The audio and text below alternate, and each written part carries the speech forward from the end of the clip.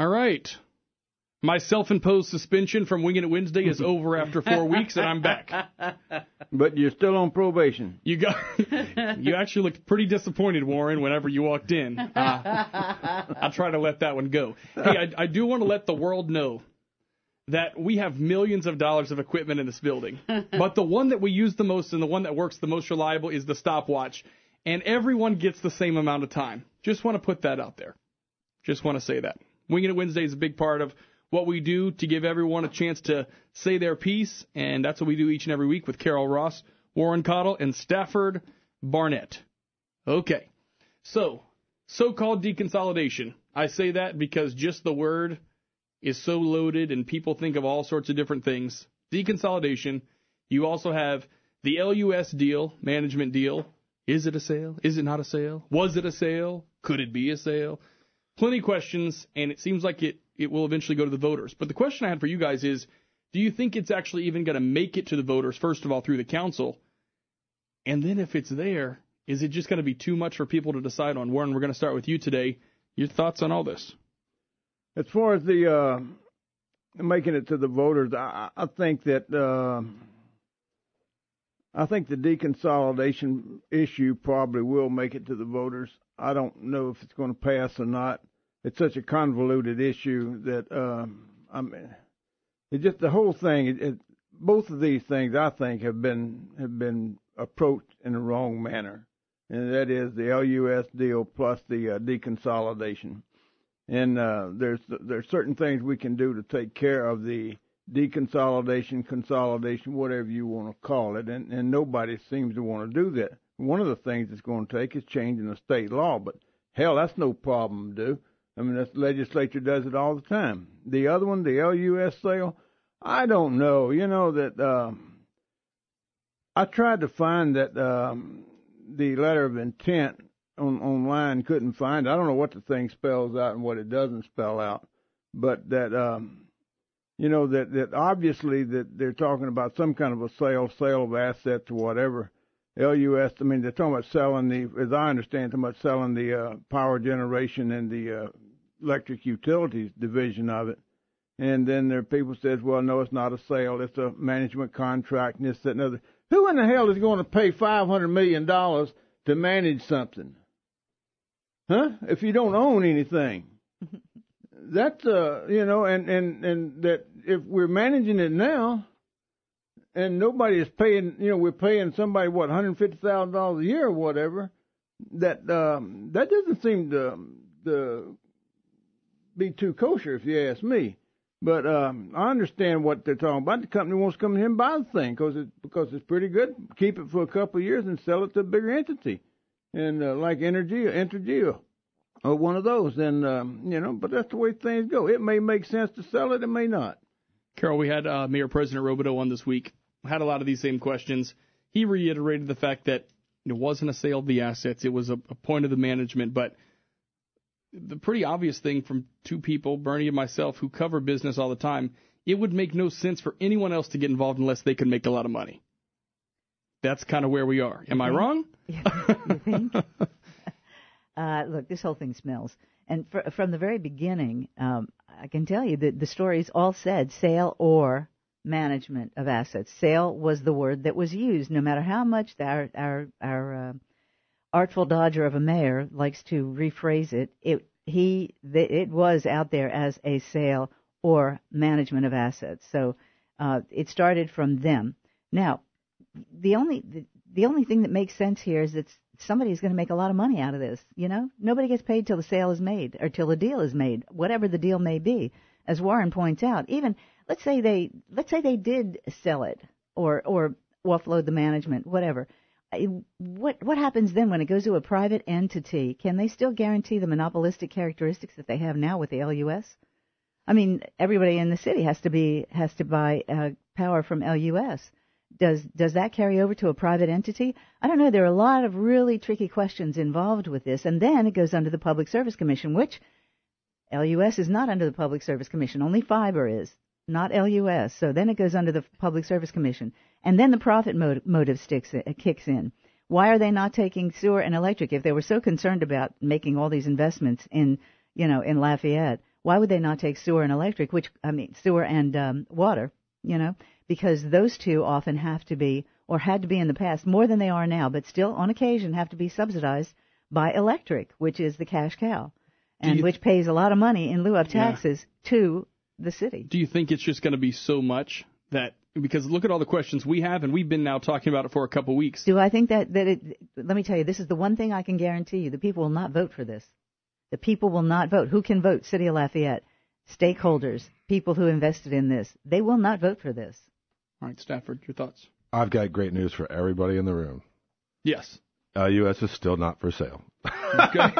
No matter what it was just said for the past 3 minutes, LUS is still not for sale. I didn't say it was still for sale. I said it started out that way. Like I explained last week, and I explained multiple times, they can either be in the power generation business or not. They're still going to be in the selling of power business and the collecting of money from their consumer business, right? So I don't think that's going to make it to the people. I don't think it's going to make it through the LPUA. If it makes it to the LPUA, I don't see it making it to the council, right? Through the council.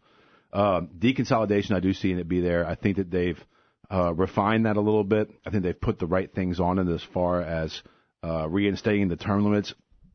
My personal opinion is I don't agree with it, but that being said, it's not up to me. I think that they heard the voice of the voters. Voters said they didn't like the idea that people could get a reset on that, so I think that that's good. They also added wording in there that made it so that any change to the management structure of LUS's power generation would have to be approved by the council and then by the people. So I think that they put a lot of the right stuff in there for it to be an absolutely phenomenal bill. All right, Carol. Sorry. Oh, I didn't know you were done. I think it's important to note that in our current situation, the citizens of the city of Lafayette do not have representatives that focus on their city exclusively, as opposed to every other city inside the parish. Broussard's got them, Karen Crow's got them, Youngsville's got them. And I think it's also important to note that the people that we do have representing the parish don't get a lot of time to focus on the parish. The fact that they just sold the parking tower downtown to the city of Lafayette because the parish has no funds. And look, I want to point out real quick, Warren has made some really great points. Every time something successful pops up in the unincorporated parts of the parish, some city annexes it, right? So we can't force annex the whole unincorporated parts of the parish. That's against the law. But I think that this is a good thing. Carol, you can respond. Well, you can develop areas of influence, and you can change state law to do that. But first of all, let me just say this. This is being rushed.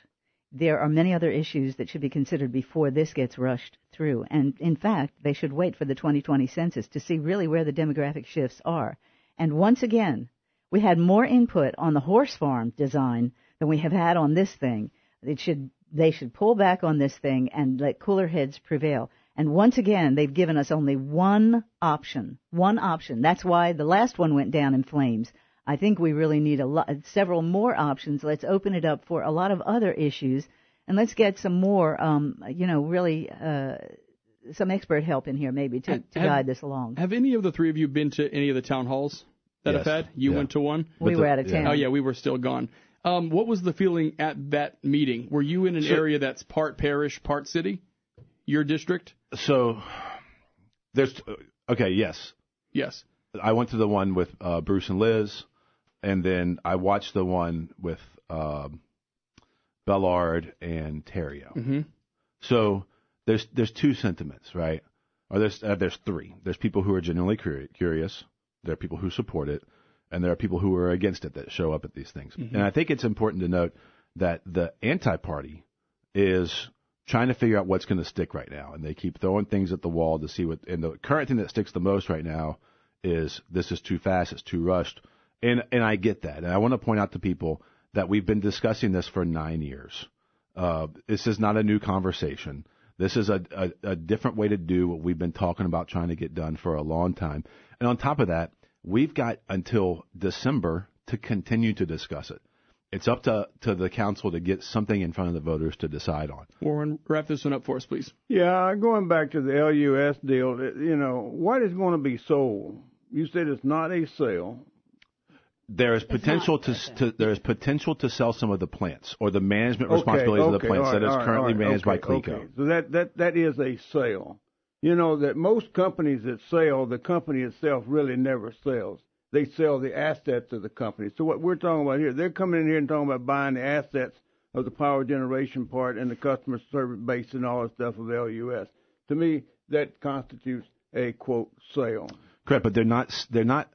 Bernhard is not going to be sending bills to utility customers to collect. No, but it's going to be next gen or whatever it is who owns the thing. Continue to point out frequently that's what the option that's on the table is not that. It's never been that, and you can continue to say that, and that's not the case.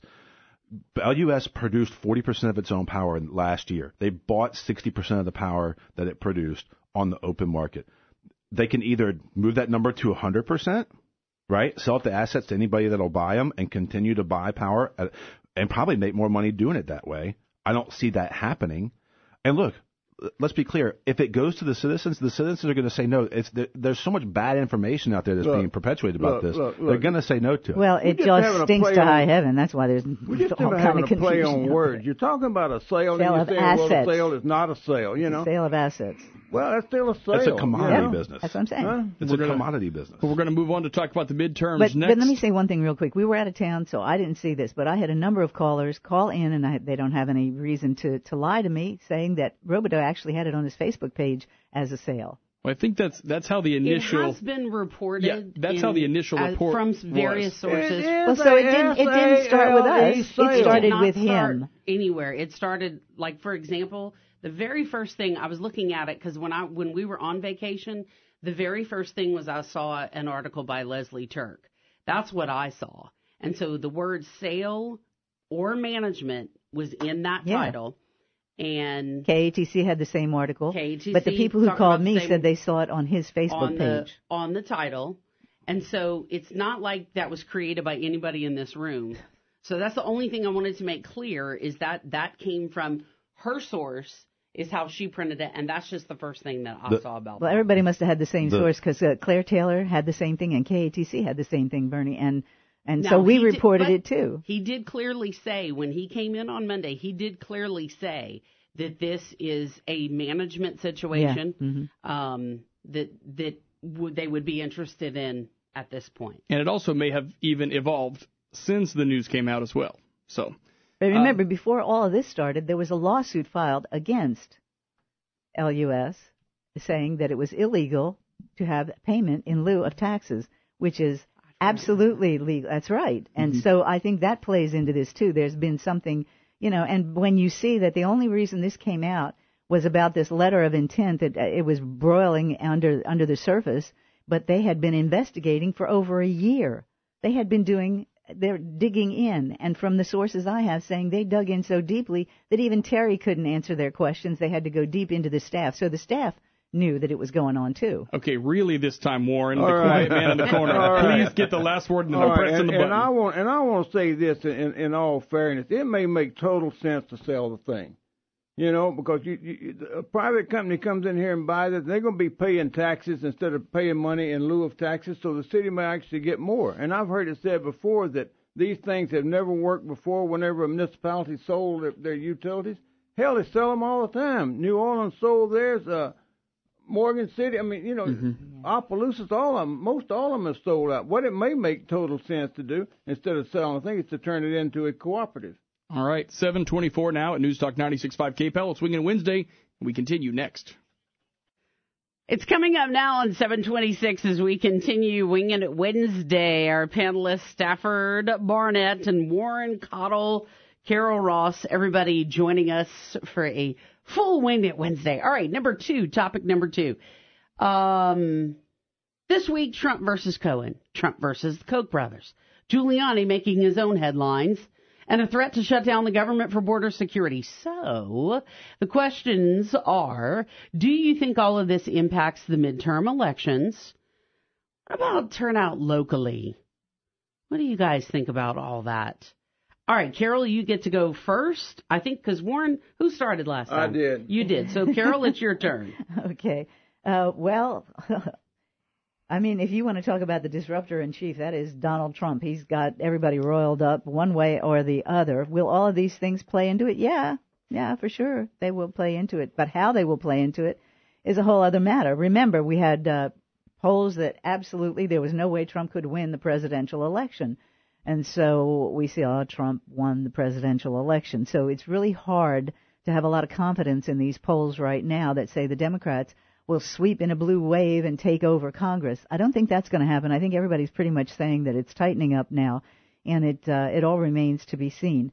I think all of the hot button issues about immigration and those sorts of things, and what they forget, that those will play into it. However, what they seem to forget is, and what I think some of the Republican lawmakers are beginning to take note of, is the Republican base is with Trump on these big issues.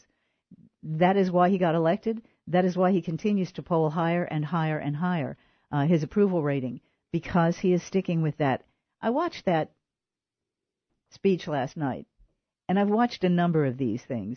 Trump is the master marketer. He knows you repeat the same thing over and over and over again, and it finally sinks in. Immigration, border security, tax cuts, all of those issues that play in his wheelhouse really big, and he does it over and over and over again. And some people who don't pay attention the first time or the second time or the third time, they pay attention. All right, Stafford, you're next, sir. What do you think and how it would, if these things affect it, what kind of impact do you think that would have? So some would call that Orwellian repetition. Okay. I think that's where we are right now. Look, it's the Republicans. It's the Republicans' place.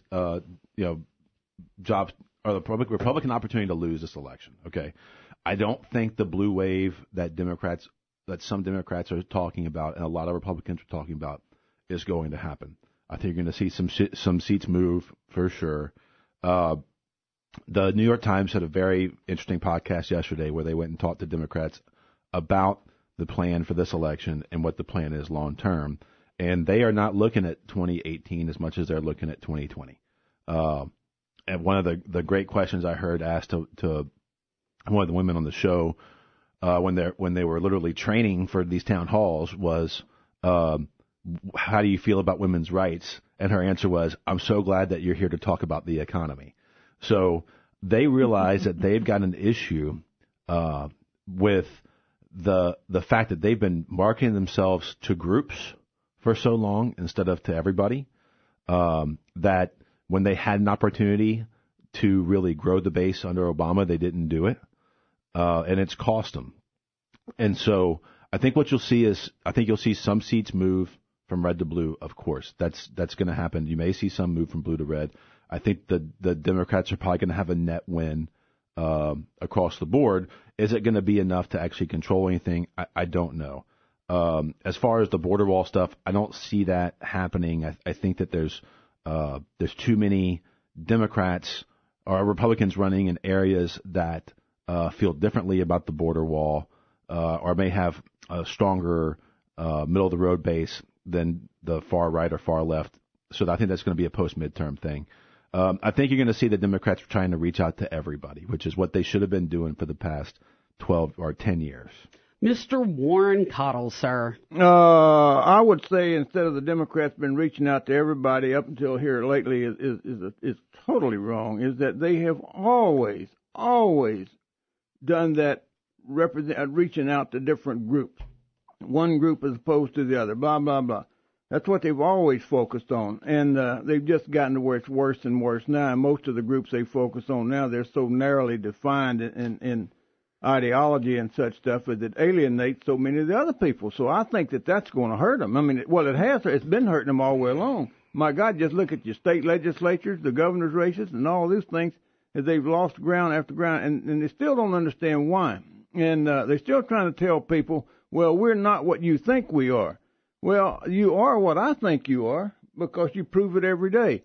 Now, what's this going to do to the midterm election? Is it going to impact it? Absolutely, all of this stuff is going to impact it. And I think that what it's doing, what we're beginning to see, is that the more that the news media and all the people who identify themselves as socialists, fascists, communists, whatever, the more that they get up there and go crazy, mouth off, carry on, and call the rest of the country idiots and bigots and homophobes and all of this, that, and other, the more that does is it drives the working people of this country, middle America, it drives them into saying, we finally are on a track now where things are coming back and we like it. And I think that's what you're going to see happen this fall. Okay.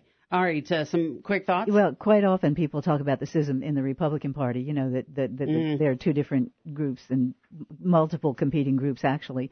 But the Democrats have a problem now, too. And if they look at, they look at Ocasio-Cortez and they see that the big socialists move to the left. However, the last two, I think, special elections where Democrats won, it was like mainly Connor Lamb. Remember, he positioned himself, he looked like Trump light. And he positioned himself as a moderate, and they've been successful as positioning themselves, especially in these toss-up races, these congressional districts, as moderates, and that has won for the Democrats. But it looks like with Ocasio-Cortez, they're moving farther to the left. So it remains to be seen how that's going to play out. But the economy that's the number one issue. We know that, and it's good for the Republicans. Stafford. Yes, yeah, I agree with Carol and Warren pretty significantly on this. I think that Democrats have recognized that their pandering to the special interests have cost them. And I think that the lesson from Cortez was that the Democrat Party did not back Cortez, and the answer was, hey, there are parts of the country that are willing to go further left than the others. Don't fight it. But to agree with you 100%, though, look at what happened in Mississippi versus Roy Moore, where we got somebody who's arguably voted with Republicans quite a few times, who's not your traditional Democrat. And I think that's what a lot of people are looking for. If you can find a pro-Second Amendment Democrat who just says, hey, leave me, we want to leave people alone, I think you'd find a lot of middle of the road people who are willing to vote for him right now. Well, and that's an important lesson because Roy Moore was just a bridge too far for anybody to go for, even in a Republican. I mean, really, this guy was, whoa. I mean, he was terrible.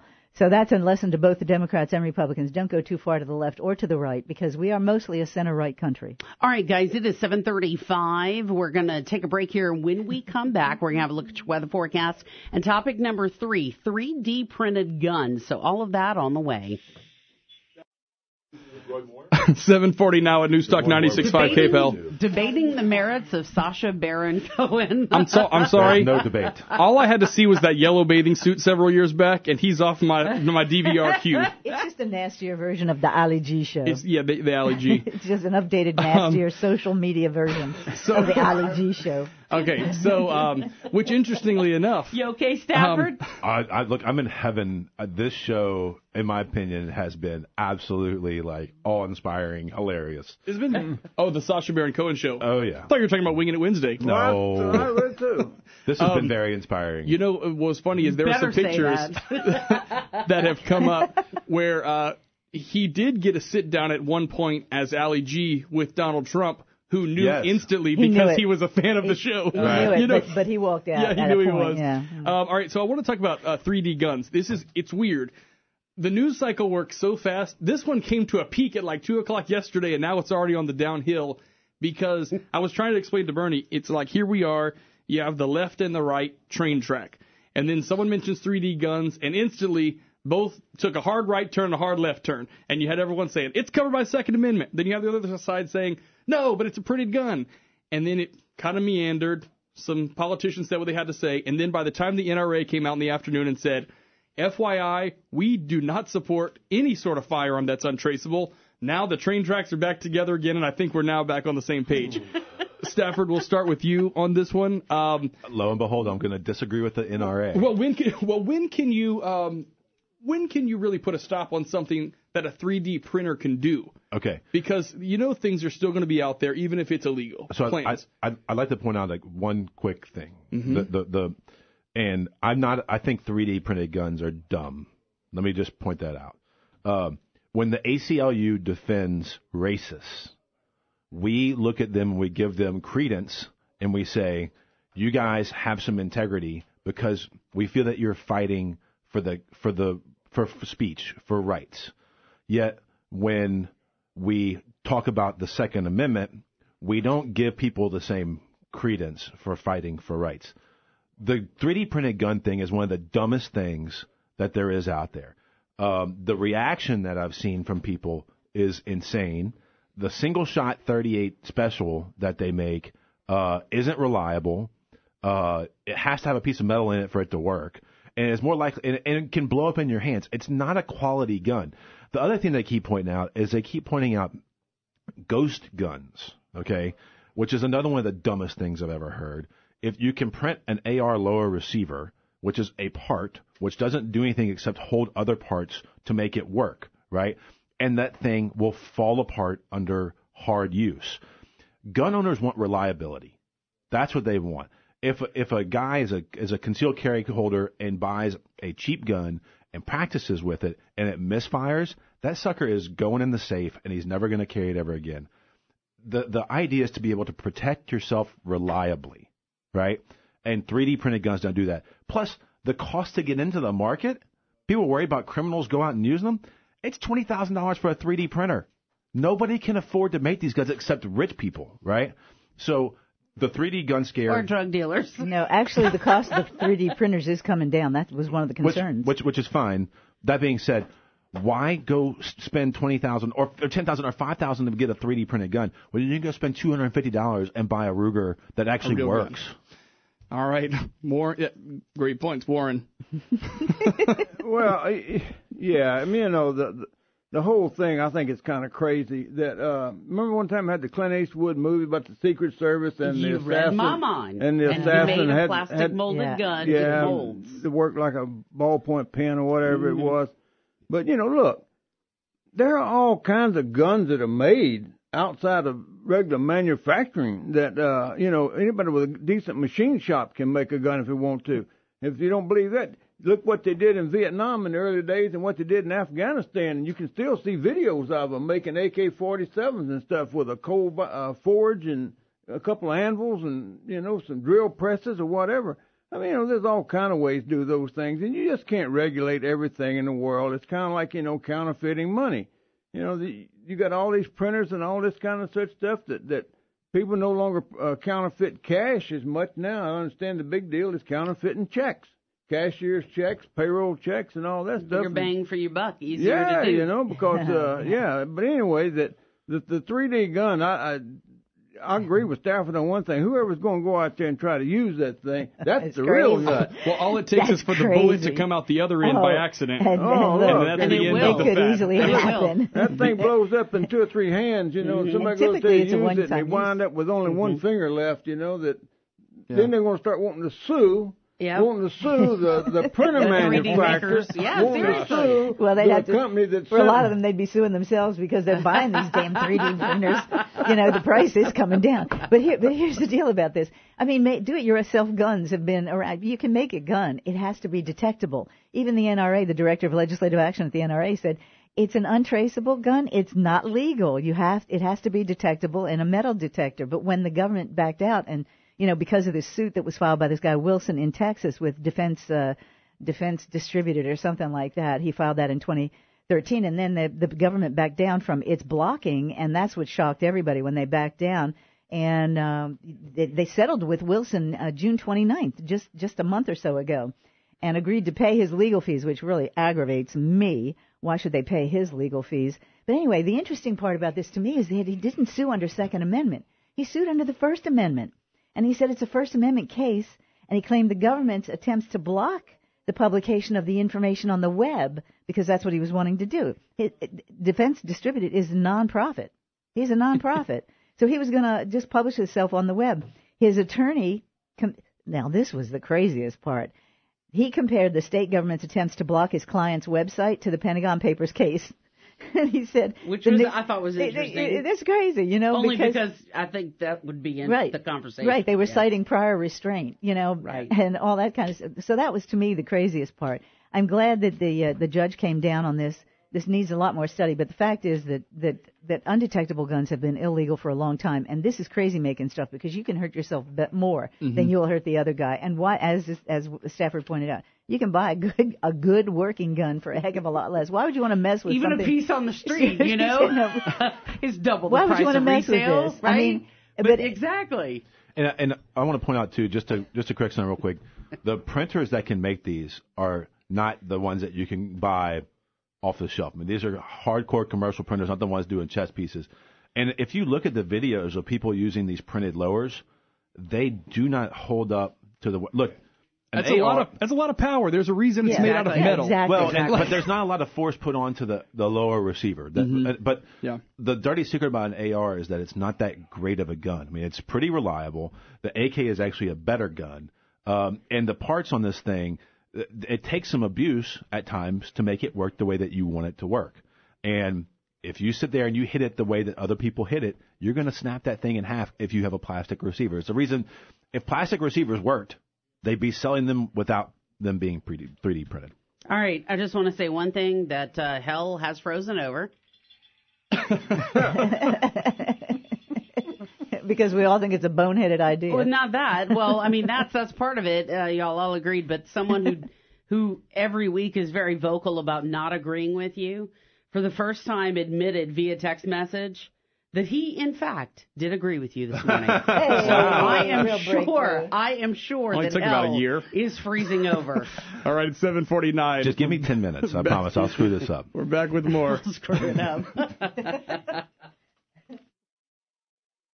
All right, 7:52 now at Newstalk 96.5 KPEL. We have reached the month of August. Stafford, when did you join us on the panel? I should know. Yeah, shame on us.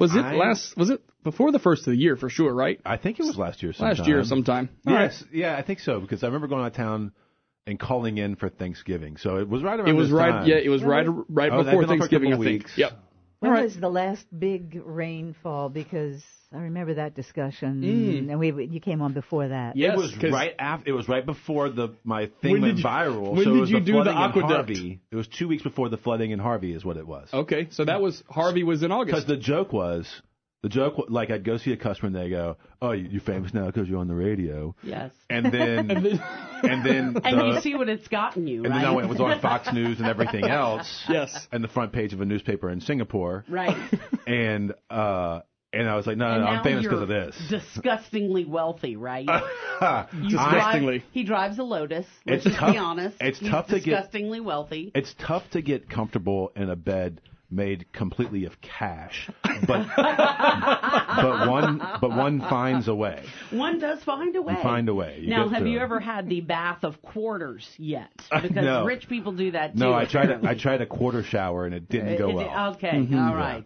Well, Just checking. I Still won thinking money on the quarters out of cruise. did you win money? I did. Wow. And I walked away.